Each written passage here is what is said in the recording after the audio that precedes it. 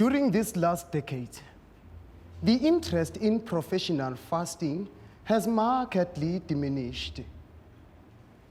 It used to pay very well to stage such great performances under one's own management, but today, that is quite impossible.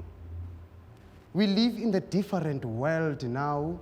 At one time, the whole town took a lively interest in the fasting showman. From day to day of his fast, the excitement mounted. Everybody wanted to see him at least once a day. There were people who bought season tickets for the last few days and sat from morning till night in front of his small bird cage. Even in the night time, there were visiting hours when the whole effect was heightened by torch flares. Children stood open-mouthed, holding each other's hands for greater security, marveling at him as he sat there, pallid in black tights, with his ribs sticking out so prominently, not even on a seat, but down among straw on the ground. Sometimes giving a courteous nod, answering questions with a constrained smile, or perhaps stretching an arm through the bars so that one might feel how thin it was, and then again withdrawing deep into himself.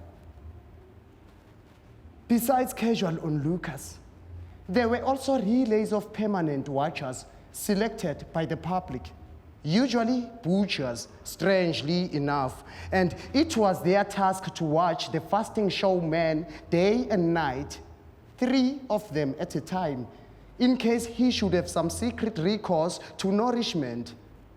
This was nothing but a formality instituted to reassure the masses, for the initiates knew well enough that during his fast, the artist would never, in any circumstances, not even under a forcible compulsion, swallow a smallest morsel of food.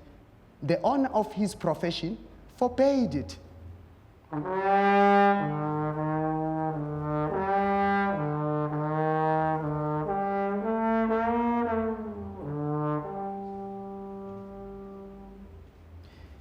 No one could possibly watch the fasting showman continuously day and night. And so, no one could produce first-hand evidence that the fast had been rigorous and continuous. Only the artist himself could know that. He was therefore bound to be a sole completely satisfied spectator of his own fast. Yet for other reason, he was never satisfied. It was not perhaps mere fasting that had brought him to such skeleton thinness that many people had regretfully to keep away from his exhibitions, because the sight of him was too much for them. Perhaps it was dissatisfaction with himself that had worn him down, for he alone knew what no other initiates knew, how easy it was to fast. It was the easiest thing in the world. He made no secret of this, yet people did not believe.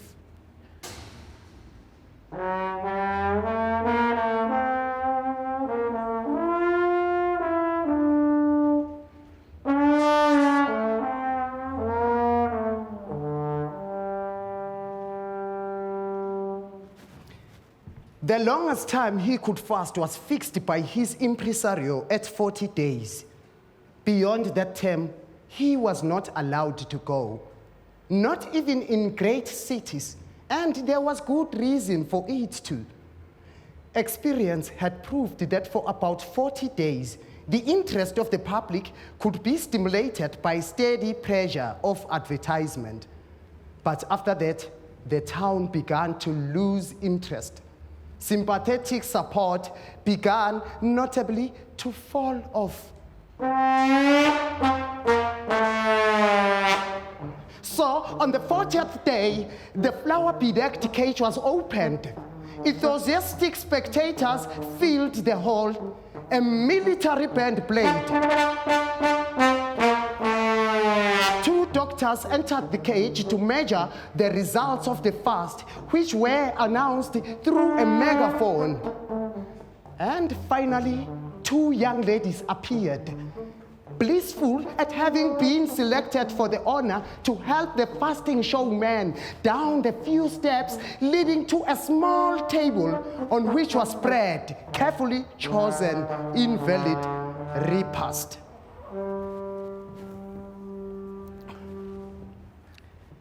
And at this very moment, the artist always turned stubborn. His public pretended to admire him so much. Why should it have so little patience with him? If he could endure fasting longer, why shouldn't the public endure it? Besides, he was tired.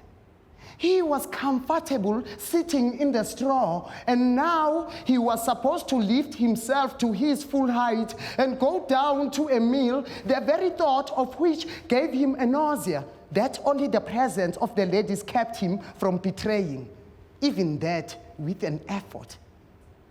And he looked up into the eyes of the ladies, who were apparently so friendly and in reality so cruel, and shook his head, which felt too heavy on its strandless neck. But then there happened yet again what always happened. The impresario came forward without a word, for the band made speech impossible, lifted his arms in the air above the artist, as if inviting heaven to look down upon its creature here in the straw, this suffering martyr, which indeed he was, although in quite another sense grasped him round the emaciated waist with exaggerated caution, so that the frail condition he was in might be appreciated, and committed him to the care of the branching ladies, not without secretly giving him a shaking, so that his legs and body tottered and swayed.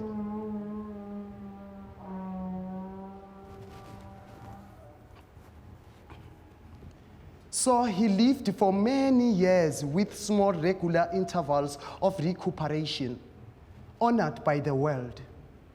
Yet, in spite of that, troubled in spirit. And all the more troubled because no one will take his trouble seriously. What comfort could he possibly need? What more could he possibly wish for? A few years later, when the witnesses of such scenes call them to mind, they often fail to understand themselves at all.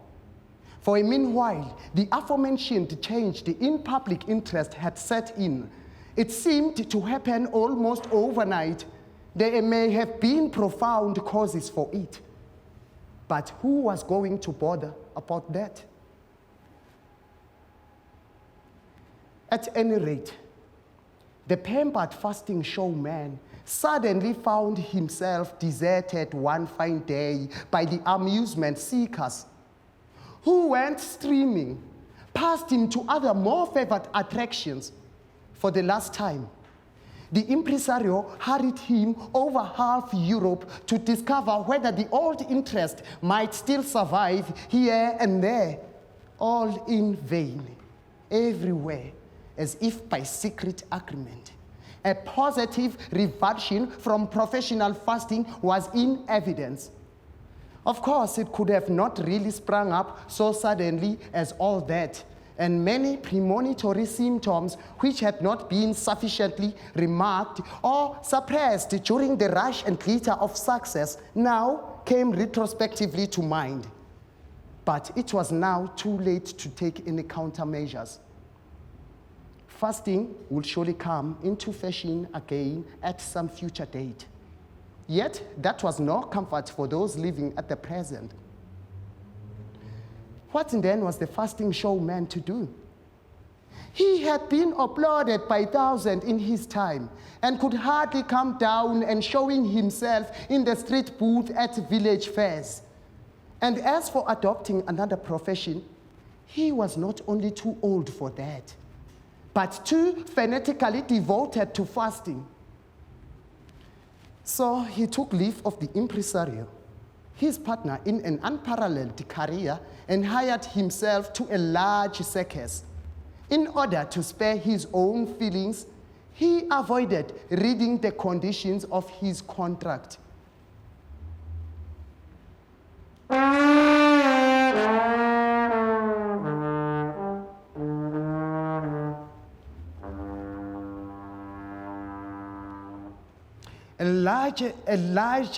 A large circus with its enormous traffic in replacing and recruiting men, animals, and apparatus can always find a use for people at any time, even for a fasting showman, provided, of course, that he does not ask too much. A large and gaily painted placard made a frame for the cage and announced what was to be seen inside it. When the public came thronging out in the intervals to see the animals, they could hardly avoid passing the fasting showman's cage and stopping there for a moment. Perhaps they might even stayed longer, had not those pressing behind them in the narrow gangway who did not understand why they should be held up on their way towards the excitement of the menagerie made it impossible for anyone to stand gazing quiet for any length of time. At first, he could hardly wait for the intervals. It was exhilarating to watch the crowd come streaming his way until only too soon, not even the most obstinate self-deception clung to almost consciously could hold out against the fact. The conviction was borne in upon him that these people, most of them, to judge from their actions again and again, without exception, were all on their way to the menagerie. Perhaps, said the fasting showman to himself many a time, things would be little better if his cage was set not quite so near the menagerie. That made it too easy for people to make their choice, to say nothing of what he suffered from the stench of the menagerie, the animals' restlessness by night, the carrying past of raw lumps of flesh for the beast of prey, the roaring at feeding times, which depressed him continually.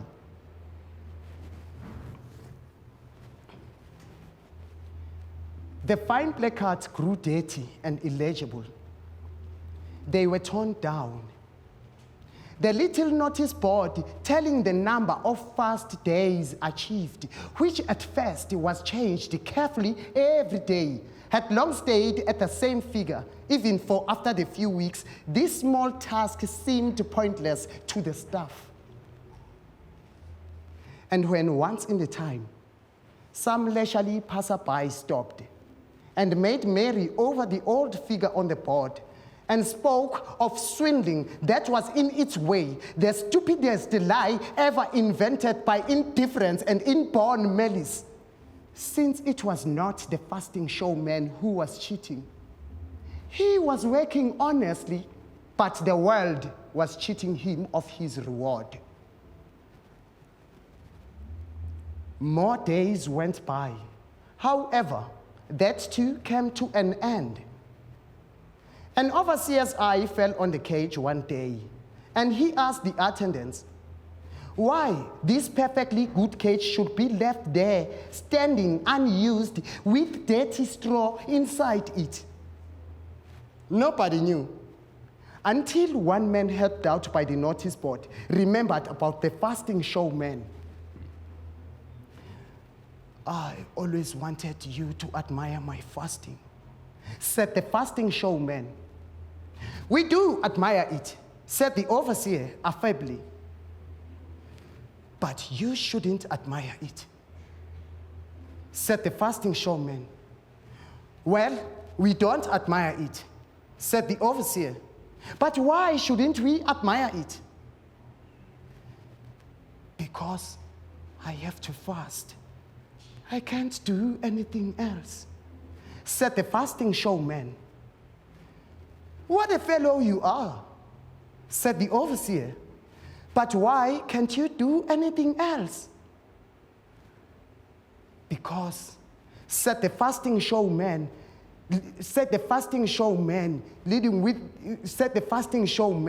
with his head, leading with his head with pest, as if for a kiss right into the overseer's ear, so that no syllable might be lost. I couldn't find any food I liked.